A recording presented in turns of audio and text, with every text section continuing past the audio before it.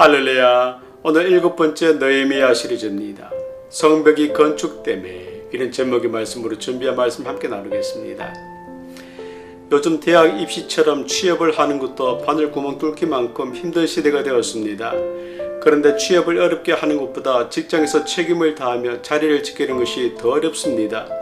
평생의 짝을 만나 결혼을 하는 것도 어렵지만 결혼 후에 그 가정을 지키는 것이 더 어렵습니다.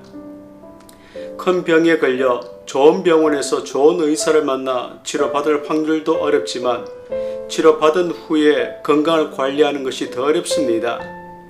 구원을 받는 것도 중요하지만 구원을 받은 후에 구원받은 백성답게 사는 것이 더 어렵다라는 사실 우리는 잊지 말아야 합니다. 고린도전서 10장 12절 말씀입니다. 그런즉 선줄로 생각하는 자는 넘어질까 조심하라. 큰 일, 좋은 일을 이루고도 작은 방심, 한 번의 방심으로 모든 것을 다 잃어버릴 수 있음을 우린 결코 잊지 말아야 할 것입니다. 한 여행자가 목숨을 걸고 넓고 뜨거운 사막을 건너고 있었습니다. 그 여행자는 며칠간 물을 먹지 않아 거의 죽기 직전까지 갔지만 어렵게 오아시스를 만나 시원한 물로 그 갈급함을 해갈받아서 다시 살아날 수가 있었습니다. 그는 너무 기쁜 나머지 물통에 담아두었던 물을 다 버리고 이제 사막이 끝났다 이렇게 외쳤습니다. 그리고는 빈 물통을 들고 다시 길을 떠났습니다. 하지만 그 사막은 사막의 끝이 아니라 거대한 사막 가운데 단 하나 남아있던 작은 샘물이었습니다. 다시 나타난 끝없는 모래밭에서 마실 물조차 없던 그 사람은 결국 사막을 빠져나가지 못하고 쓰러져 죽고 말았던 것입니다. 사람들은 대개 힘들 때 가장 위험하다라고 하지요. 하지만 인생을 어느 정도 산 사람이라면, 인생의 연륜과 경륜을 가진 사람이라면 삶을 무너뜨리는 순간은 힘들 때가 아니라 가장 잘 나갈 때임을 다 알고 있습니다. 성도 여러분, 믿음의 선한 길을 달려나가는 일에 지금 막힘, 거침이 없습니까? 모든 것이 부족함이 없어 여유롭기까지 합니까? 내 주의 모든 사람들이 나를 인정해 주고 있습니까?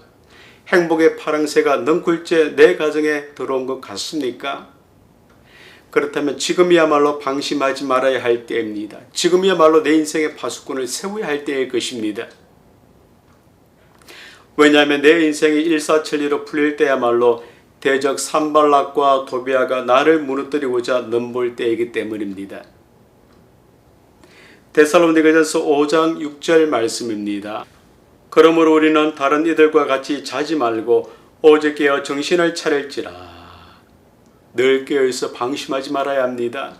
사탄의 가스라이팅을 받는 우리의 대적들을 산발락과 도비아는 믿음의 집을 세워나가는 우리를 늘 방해하고자 방해 공작을 펼치고 있기 때문입니다. 인생사 세옹지마다라는 말은 이 땅의 성도들에게도 해당이 되는 말이다 할 수 있습니다. 왜냐하면 오늘의 일이 내일의 복이 될지 불행이 될지 상황은 늘 변덕스러운 날씨처럼 종잡을 수 없기 때문입니다.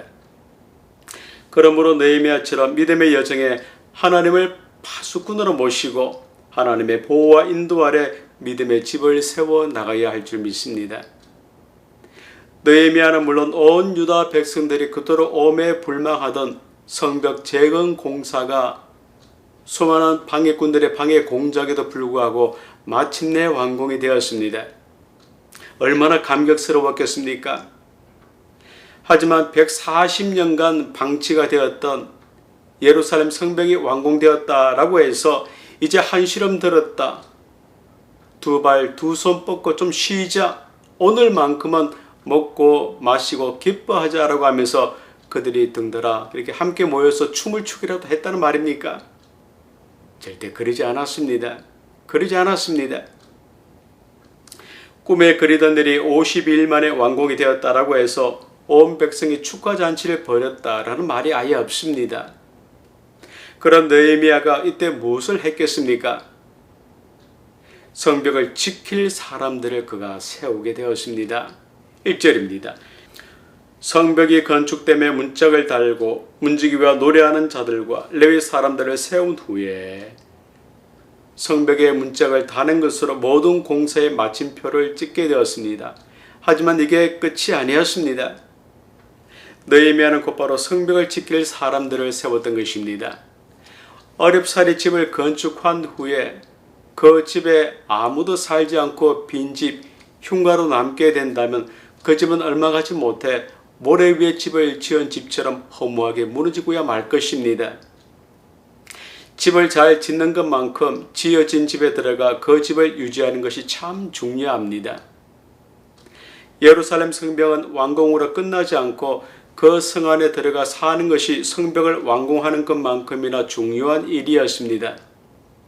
이 일을 위해 느헤미야는 성벽이 완공된 즉시 성벽을 안전하게 지킬 사람들을 세우게 되었던 것입니다. 느헤미야는 성문을 지키는 자들로 레위지파 사람들을 세웠습니다.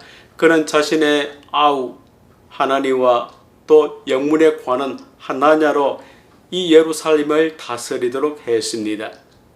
동생 하나니는 형 느헤미야에게 예루살렘 성의 비참한 현실을 전함으로써 예루살렘 성벽 재건 공사를 시작하게 하는 계기를 마련한 사람이었습니다. 그리고 하나냐는 충성스러운 사람이요 하나님을 경외함이 무리 중에서 아주 뛰어난 사람이었습니다. 느헤미야는 꿈에도 소원이었던 성벽 재건 공사가 마무리되었다라고 해서 결코 방심하지 않았습니다. 그는 곧바로 성벽을 지킬 만한 사람을 세웠던 것입니다. 140년간 방치가 되었던 예루살렘 성벽을 재건하는 일에 방해꾼들의 집요한 방해 공작이 이어졌습니다. 산발락과 도비아 같은 대적들은 끊임없는 거짓 비난과 공격과 멸시와 조롱으로 느헤미야를 해치고 공사를 막고자 애를 썼습니다. 발악을 했습니다. 심지어는 그 공사를 주도하던 느헤미야를 아예 성전에 가두고자 하기도 했던 것입니다. 그런데 온 사방이 적들로 둘러싸인 상황을 극복하고 성벽을 완공했다면 느헤미야는 유다 백성들 가운데 기골이 장대한 사람들이나 최정의 군사들을 뽑아서 성벽을 지키려고 해야 했을 것입니다. 하지만 그는 결코 이런 사람들을 뽑아 세우지 않았습니다. 문지기와 노래하는 자들과 레위 사람들을 세운 후에 맡은 일에 충성스러운 사람이여 하나님을 경외함이 무리 중에서 뛰어난 자를 뽑아 완공된 성벽을 지키도록 했던 것입니다. 성도 여러분, 느헤미야는 삼손과 같은 아주 강한 힘을 가진 자들로 성벽을 지키게 했던 것이 아니라 그런 물리력이 없던 레위 지파로 하여금 완공된 성벽을 지키게 했던 것입니다. 레위 지파는 하나님께 특별히 구별되어 성막과 성전에서 봉사하는 제사장 및 성전 봉사자의 역할을 맡았던 자들이었습니다. 이들에게는 대적을 물리칠 만한 그 어떤 물리적 힘이 아예 없었습니다. 그들의 일상은 단지 하나님을 예배하고 또 예배하는 자들을 돕는 일이 전부였습니다. 그런데 이런 자들로 완공된 성벽을 지키게 했습니다. 하나님을 바르게 섬기지 않아 나라가 패망하였고 성벽이 140년간이나 방치가 되었었는데 이런 일들이 다시는 재발하지 않도록 느헤미야가 레위 지파 사람들로 완공된 성벽을 지키게 했던 것입니다. 즉 유다 사람들이 하나님을 바르게 섬기는 신앙 공동체를 세우려고 했기 때문이었습니다. 그래서 어렵게 완공된 성벽 재건 공사 이후에 조금의 방심도 없이 곧바로 파수꾼을 세웠던 이유였습니다. 느헤미야는 신앙의 시작도 중요하지만 더 중요한 것은 시작한 그 신앙을 잘 지키는, 끝까지 지키는 일임을 잘 알았기 때문이었습니다. 받은 은혜도 중요하지만 그 받은 은혜를 끝까지 지키는 일이 참 중요함을 그가 잘 알았기 때문이었습니다. 성벽은 완공된 것으로 끝이 아닙니다. 그 이유가 더 중요했던 것입니다. 히브리서 3장 6절입니다.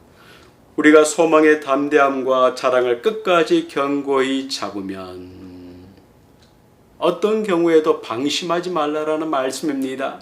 산발락과 도비아에게 공격의 빌미를 제공하지 말라. 이런 말씀일 것입니다. 어느 날 예수님은 치유를 받은 사람들이 어떻게 사는지 궁금해서 그들을 친히 찾아가셨습니다. 그들은 모두 은혜를 받았지만 은혜를 잊어버린 채 살고 있었습니다. 걷지 못하는 장애인이었으나 은혜로 고침을 받은 사람은 이제 구걸에 먹고 살 수 없어 인생을 비관하며 술로 세월을 보내고 있었습니다. 음행을 용서받은 여인은 외로움을 견디지 못해 옛 생활로 돌아가고야 말았던 것입니다. 시각장애를 치유받은 사람은 눈을 뜬 후 바라본 세상의 실망에 사음꾼이 되어 있었던 것입니다. 은혜를 받았으나 그 은혜를 지키지 못한 이들의 삶은 전부 다 더 비참해진 그런 모습을 우리 예수님께서 보셨던 것입니다. 이제 살만하다 싶어서 정신줄을 놓아버렸기 때문이었습니다. 한순간 방심해서 어제의 고통, 어제의 환난을 다 잊어버렸기 때문이었습니다. 하지만 느헤미야는 받은 은혜 이후에 삶이 더 중요함을 알고 레위인들로 하여금 완공된 성벽을 지키게 했습니다. 즉 모든 것이 잘 끝났다고, 잘 마무리되었다고, 잘 풀렸다고 느헤미야는 결코 방심하지 않았습니다. 성도 여러분, 주어진 은혜를 소홀히 생각하고 방심하여 내 인생 가운데 큰 문제가 발생하게 되었다면 하나님께서 그 책임을 나에게 물으실 것입니다. 대적들의 끊임없는 거친 공격, 비난, 멸시, 조롱과 마주하게 될 것입니다. 파란만장한 삶을 살았던 요셉을 한번 생각해 보십시오. 다른 사람도 아닌 자신의 형들로부터 버림을 받아 이방 땅의 종으로 팔렸던 사람이 요셉이었습니다. 수많은 우여곡절 끝에 그는 애굽의 장수 보디발의 집에서 가정 총무가 되어서 그의 모든 재산을 관리하는 그런 사람이 되었습니다. 얼마 만에 누리는 평안이었겠습니까? 얼마 만에 누리는 자유였겠습니까? 아마 속으로 쾌재를 부르는지 모르겠습니다. 이제 내 세상에 도래했다라고 생각했었는지도 모르겠습니다. 하지만 바로 그때 방심할 만한 때 무술고 낯설은 그 이방 땅 애굽에서 이제 내 자리를 차지하게 되었다. 이제 내 인생이 꽃피게 되었다라고 생각할 만한 때에 보디발의 아내가 그에게 유혹의 손길을 뻗치게 되었음을 우리가 잘 알고 있습니다. 성도 여러분, 이처럼 유혹의 손길은 우리가 방심한 순간에 뱀이 머리를 뻗치듯이 살금살금 찾아옵니다. 베드로가 예수님께 주는 그리스도시요 살아계신 하나님의 아들이시다라는 위대한 신앙 고백을 하였고 그 신앙 때문에 예수님으로부터 큰 칭찬을 받게 되었습니다. 하지만 그 칭찬을 받자마자 그는 귀신에게 사로잡히는 그런 부끄러운 일을 당하게 되었습니다. 그의 방심 때문이었습니다. 하지만 느헤미야는 달랐습니다. 그는 방심하지 않고 경계를 늦추지 않았습니다. 느헤미야는 잘 될 때나 잘 안 될 때에나 늘 처음과 같은 한결같은 마음으로 사명을 감당했습니다. 성벽 공사를 하면서 좀 익숙해졌다고, 좀 더 쉬운 방식이 있다고 그는 결코 대충 하지 않았습니다. 반대로 느헤미야는 오매불망하던 성벽 재건 공사가 완공이 된 후에 예루살렘을 다스리고 성벽을 지킬 파수꾼을 세웠습니다. 2절입니다. 내 아우 하나니와 영문에 구하는 하나냐가 함께 예루살렘을 다스리게 하였는데 하나냐는 충성스러운 사람이요 하나님을 경외함이 무리 중에서 뛰어난 자라. 느헤미야는 레위 지파 사람들과 더불어 그의 동생 하나니와 신실한 사람 하나냐를 선택하여 세웠습니다. 하나냐를 선택한 이유는 그가 충성스럽고 하나님의 경외함이 아주 뛰어난 사람이었기 때문이었습니다. 하나님의 경외함이 뛰어나다라는 말은 눈에 보이지 않는 하나님을 눈에 보이는 하나님으로 여겨 하나님을 존중하는 삶이 다른 사람들과는 달랐다. 그런 의미입니다. 성도 여러분, 암울한 시대적 상황, 흉흉한 소문들로만 가득 찬 세상에서 저와 여러분이 예루살렘, 즉 이 지역 사회를 빛과 소금의 모습으로 리더하고 성전의 성벽, 즉 교회를 지키고 세우는 자들로 선택을 받았음이 얼마나 놀라운 은혜인지 모릅니다. 그럼 우리는 하나님처럼 하나님의 일에 충성스러운 사람이요 하나님을 경외함에 뛰어난 사람들입니까? 하나님과 같은 사람이 되기 위해서는 내 사고의 틀을 깨어버려야 합니다. 내 옹고집을 쓰레기통에 버려야 합니다. 직면하는 모든 문제를 나만의 저울에 달아서 엿장수처럼 내 마음대로 늘리고 줄이고 하는 어리석은 내 자아를 부수어 버려야 합니다. 한번 생각해 보십시오. 내 안에 내 자아가 버젓이 살아있는데 내가 어찌 하나님께 충성을 다하는 하나냐가 될 수 있겠습니까? 내 안에 내가 없을 때 내가 비로소 하나님을 경외하게 될 줄 분명히 믿습니다. 느헤미야의 동생 하나니는 느헤미야가 페르시아의 궁정 수산궁에 있을 때에 예루살렘의 성벽이 무너졌고 성문이 불탔고 모든 백성들이 환난 가운데 있다라는 소식을 제일 먼저 알려준 사람이었습니다. 예루살렘에서 수산궁까지는 약 1600km 정도의 먼 거리입니다. 바벨론에서 포로가 되었던 사람들이 예루살렘으로 돌아올 때에 꼬박 4개월이 걸렸을 만큼 먼 거리였습니다. 오늘날처럼 빠르고 편리한 교통수단이 없을 때였습니다. 먼 길을 여행하면서 편히 쉴 만한 호텔도 없을 때였습니다. 배고픔을 해결하고 목마름을 죽일 편의점도 없을 때였습니다. 오히려 목숨을 내놓고 가야 할 정도의 아주 위험하고 먼 거리였습니다. 그런데 그토록 먼 길을 가서 예루살렘의 상황을 형 느헤미야에게 전했다라고 하는 것은 하나님도 하나님을 경외하는 충성스러운 사람이었음을 알 수가 있습니다. 하나님을 경외한다라는 것은 삶의 모든 영역에서 하나님의 절대 주권을 인정하는 가운데 하나님을 전적으로 믿고 의지하며 순종하는 삶의 자세를 뜻합니다. 하나님을 경외했던 두 사람 하나니와 하나냐를 느헤미야가 선택하여 예루살렘을 지키게 하고 성벽을 지키게 했던 분명한 이유입니다. 성도 여러분, 하나님께서는 오늘도 성을 쌓고 성을 보수할 사람을 찾고 계십니다. 물론 나라에도 동네에도 이 지역에도 우리 가정에도 무너진 곳이 있을 수가 있습니다. 교회 공동체에도 내 삶 가운데에도 무너진 곳이 있을 수가 있습니다. 그런 마땅히 무너진 곳을 보수하는 일에 쓰임받는 하나님과 하나냐로 하나님의 선택함을 받아야 하지 않겠습니까? 그러기 위해서는 삶의 전 영역에서 하나님의 절대 주권을 겸손히 인정하는 경외함이 반드시 있어야 할 줄 믿습니다. 레위기 25장 17절 말씀입니다. 너희는 서로 속이지 말고 너희의 하나님을 경외하라. 나는 너희 하나님 여호와니라. 신명기 6장 13절입니다.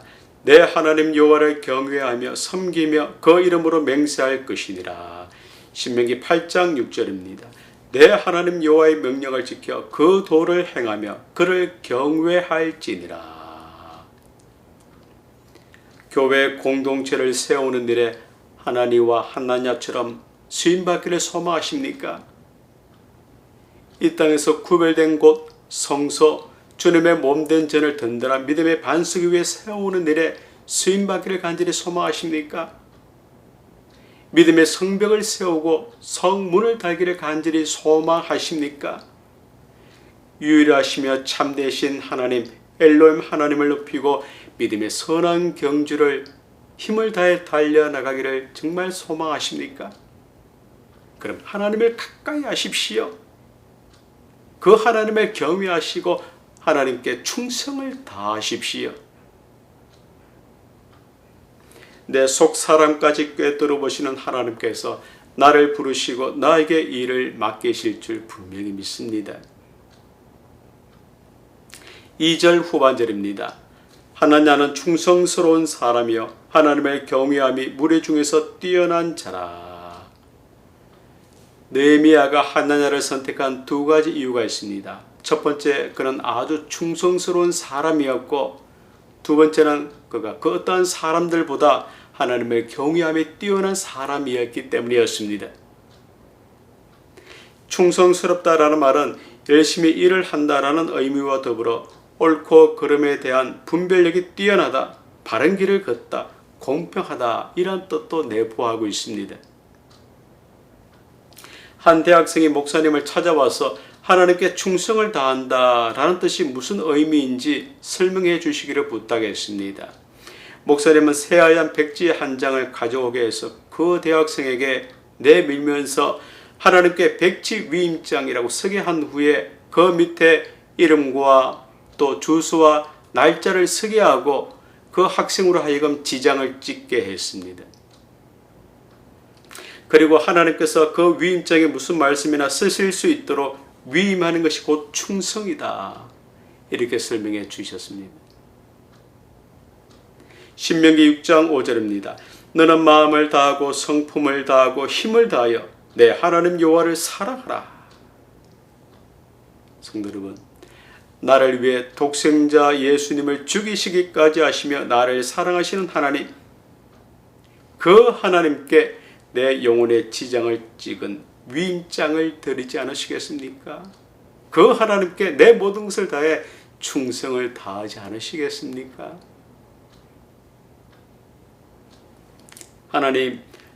하나님의 길을 저에게 보여주시고 제가 마땅히 가야 할 그 길을 저에게 가르쳐 주시옵소서. 하나님은 구원의 하나님이십니다. 하나님의 진리로 저를 인도하시고 저를 가르쳐 주시옵소서. 저는 종일토록 하나님만 바라고 하나님만 기다리겠습니다. 하나님의 뜻을 따라 있는 자리에서 하는 일에 최선을 다하겠습니다. 하나냐가 이렇게 충성스러운 사람이었기 때문에 느헤미야의 선택을 받을 수가 있었습니다. 하나냐뿐만 아니라 하나님께 선택을 받아 쓰임을 받았던 모든 사람들은 한결같이 있는 자리에서 감당해야 할 일에 충성을 다해냈던 사람들이었습니다. 바울은 심산유고 깊은 산속에서 독야청청할 때 하나님의 선택을 받지 않았습니다. 무슨 일이든지 언제든지 최선을 다하고자 한 그의 충성이 하나님의 선택을 받는 조건이었음을 우린 결코 잊지 말아야 할 줄 믿습니다. 성벽이 완공된 후에 느헤미야는 유다 백성들에게 방심하지 말 것을 신신당부하였습니다. 3절입니다. 내가 그들에게 이르기를 해가 높이 뜨기 전에는 예루살렘 성문을 열지 말고 아직 파수할 때에 곧 문을 닫고 빗장을 지르며 또 예루살렘 주민이 각각 자기가 지키는 곳에서 파수하되 자기 집 맞은편을 지키게 하라 하였노니. 여기 해가 높이 뜨기 전에는 예루살렘 성문을 열지 말라. 바로 이 말은 어둠 속에서 적이 침입할 가능성을 막기 위한 조치였습니다. 문을 닫고 빗장을 지르라 라는 말은 안전을 위해 필요한 예방책을 철저히 시행하라, 그런 뜻이었습니다. 주민이 각각 자기가 지키는 곳에서 파수하되 라는 말은 자기 집은 스스로 책임지고 지키라, 또한 이런 뜻의 말씀이었습니다. 여러 방해꾼들의 방해 공작에도 불구하고 52일 만에 예루살렘 성벽이 완공이 되었습니다. 유일하시며 참되신 신께서 이제 우리 가운데 거하실 성전의 성벽이 완공되었다라는 사실로 그들이 얼마나 감동하며 감격했겠습니까? 이제 모든 환난 가운데 해방이 되었다, 자유함을 누리게 되었다라고 하면서 얼마나 기뻐했겠습니까? 하지만 문제는 성벽 안에 사는 사람이 별로 없었다는 사실이 있습니다. 게다가 산발락과 도비아와 같은 대적들은 여전히 성벽을 무너뜨리고자 할 것이었기 때문에 느헤미야는 해가 떠서 날이 완전히 밝은 후에 예루살렘 성문을 열고 해가 지기 전에 문을 닫아 잠그고 반드시 경비하는 사람을 세우도록 했던 것입니다. 성도 여러분, 하나님의 임재의 처소인 성전을 방해하는 이 성벽이 완공되었다라고 해서 느헤미야는 결코 방심하지 않았습니다. 개미 구멍이 둑을 무너뜨리는 것을 그가 잘 알았기 때문이었습니다. 작은 하나의 뚫림을 막는 것이 큰 일을 하는 것처럼 어려운 일임을 잘 알았기 때문이었습니다. 티끌만한 작은 방심, 하나의 방심이 그간 쌓아놓은 모든 공동탑을 한순간에 무너뜨림을 그가 잘 알았기 때문이었습니다. 고린도전서 10장 12절입니다. 그런즉 선줄로 생각하는 자는 넘어질까 조심하라. 베드로전서 5장 8절입니다. 근신하라, 깨어라. 너희 대적 마귀가 우는 사자같이 두루 다니며 삼킬 자를 찾나니. 대개 오래 가는 것을 보면 한 가지 공통점이 있는데, 그것은 잘 될 때에 처음 가졌던 첫 마음을 결코 잊어버리지 않았다라는 사실이 있습니다. 익숙해졌다라고 대충하지 않았고 또 잘 된다라고 방심하지 않았던 것입니다. 늘 하던 대로 꾸준히 하면서 좋은 흐름이 왔을 때 그 흐름을 끊지 않도록 더 분발했다라는 사실입니다.